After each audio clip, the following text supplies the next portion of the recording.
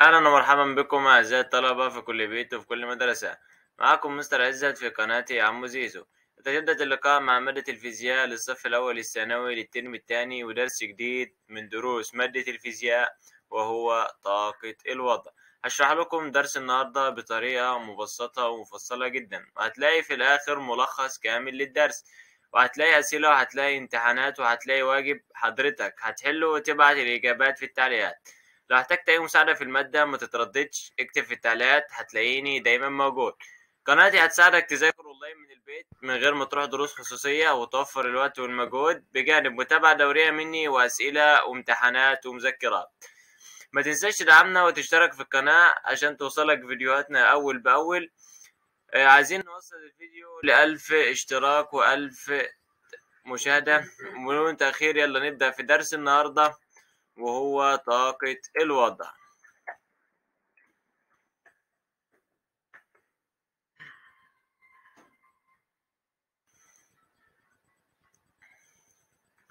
اهلا بكم من جديد. عشان نفهم درس النهارده كويس جدا محتاجين نركز على 4 عناصر ملهمش خامس. اولا، ايه هو معنى طاقة الوضع؟ ثانيا، ايه وحدة قياس طاقة الوضع؟ ثالثا، القانون المتعلق بطاقة الوضع والامثلة اللي هنحلها عليه. رابعا، ايه هي العوامل التي تتوقف عليها طاقة الوضع؟ كده هيبقى فاضل لنا درس ونخلص المنهج كله مشروح على القناة بطريقة مفصلة جدا، مش هتاخد معاك ساعة. أول حاجة، يعني إيه معنى طاقة الوضع؟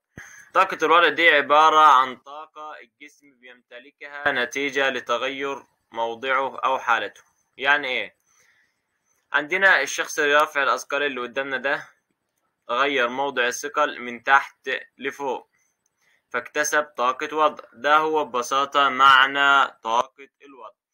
يعني طاقة الوضع الطاقة اللي الجسم بيمتلكها، اللي هو الشخص اللي بيرفع نتيجة لموضعه أو حالته. طيب، من الأمثلة المهمة جدا على طاقة الوضع واللي هنحتاجها في درس النهاردة، طاقة الوضع المختزنة في زنبرك. الزنبرك يا إما بيبقى مشدود يا إما بيبقى مضغوط. لما بيبقى مضغوط بيختزن طاقة الوضع. طيب، أول ما يتشد طاقة الوضع بتتحرك.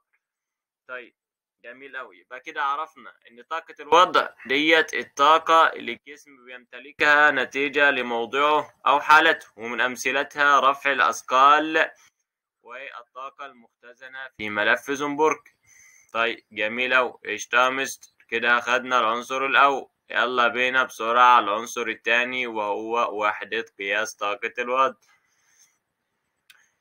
قبل ما ناخد وحدة قياس طاقة الوضع لازم نعرف أولا القانون الخاص بطاقة الوضع. طاقة الوضع البي اللي هي البوتنشال انرجي بتساوي الام في الجي في الاتش، الكتلة في عجلة الجاذبية في الارتفاع. طبعا كلنا عارفين ان اي وحدة قياس للطاقة هي النيوتن. وحدة قياس الطاقة هي النيوتن. ممكن نجيبها من القانون بس احنا مش محتاجينها عشان احنا عارفين. يبقى اخدنا معنى طاقة الوضع، قلنا ان هي طاقة الجسم بيمتلكها نتيجة لتغير موضعه، من اسمها طاقة وضع، تغير موضع. ومن امثلتها رفع الاثقال والزنبرك المشدود. وحدة القياس قلنا ان هي نيوتن، وجاية من القانون ان البي اي بيساوي الام في الجي في الاتش. انت مش مطالب باثبات القانون بس لازم تبقى عارفه عشان تحل المسألة. تالت حاجة معانا في درس النهاردة العوامل اللي بتتوقف عليها طاقة الوضع. زي ما قلنا احنا ما بنحفظش اي حاجة، كل حاجة بنجيبها من القانون. البي اي بيساوي الام في الجي في الاتش. اي حاجة زي ما قلنا فوق بتبقى طردي وتحت بتبقى عكسي. طيب، كل اللي عندنا هنا فوق الام والجي والاتش في البسط والبي اي في البسط، يبقى كل التناسب بينهم طردي. طبعا العلاقة الطردية زي ما قلنا بتمثل بخط مستقيم مائل يمر بنقطة الاس. طيب، نجيب الميل ازاي عشان نحل؟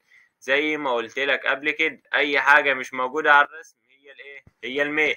في المثال الاول اخدت طاقه الوضع واخدت الاتش، اللي فاضل معاك الام والجي. لما تيجي تحسب الميل من الرسم او من العلاقه هيبقى باقي معاك الام في الام في الجي اللي هي بتساوي الشغل. وهكذا بالنسبه لكتله الجسم وعجله الجاذبيه. كده جميل قوي. عندنا ملاحظه بسيطه جدا.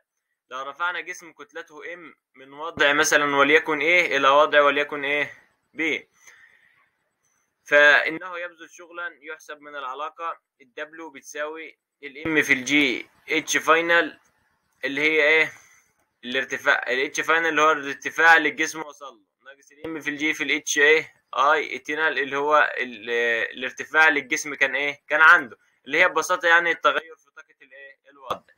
الشغل هيساوي التغير في طاقة الايه الوضع. قشطة يا مستر، يلا بينا بسرعة على العنصر اللي بعد كده. عندنا عنصر في علاقة الفيزياء بالبيئة والطاقة المتجددة وغير متجددة. أغلبية الطاقة اللي الإنسان بيستخدمها طاقة غير إيه متجددة، زي الطاقة اللي بتيجي من الفحم والطاقة اللي بتيجي من إيه من البترول.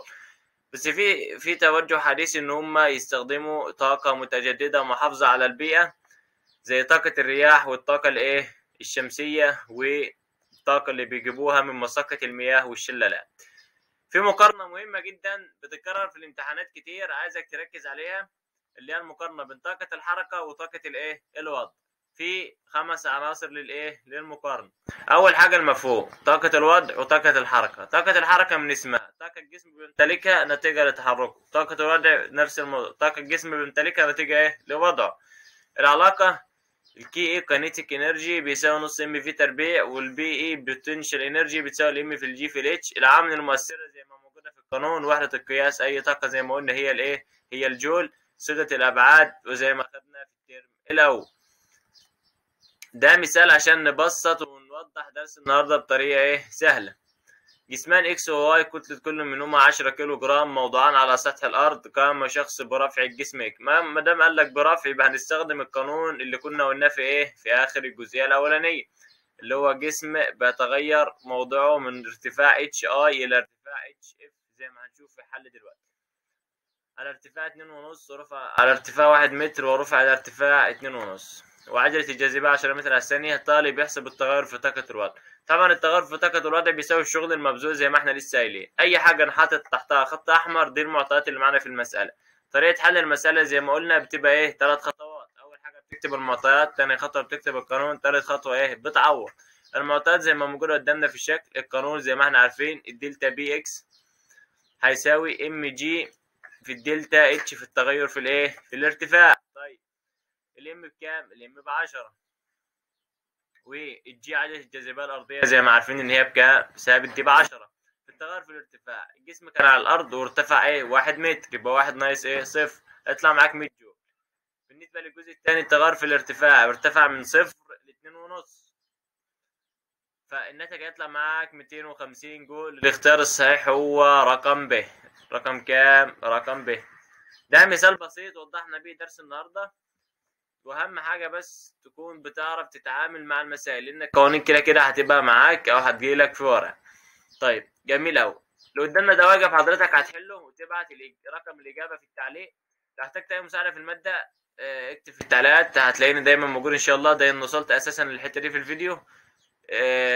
ده ملخص كامل للدرس عبارة عن صفحتين، وهتلاقي في التعليقات او في الوصف ملخص كامل للمنهج لحد ما احنا واقفين. هو اللي فاضل درس واحد، يعني ملخص المنهج كله هيبقى معاك ما يكملش 20 صفحة. طيب جميل اوي. ميعادنا مع الدرس القادم اللي هو قانون بقاء الطاقة يوم الاحد والاربعاء الساعة 7 مساء. انتظرونا في فيديو جديد، والسلام عليكم ورحمة الله وبركاته.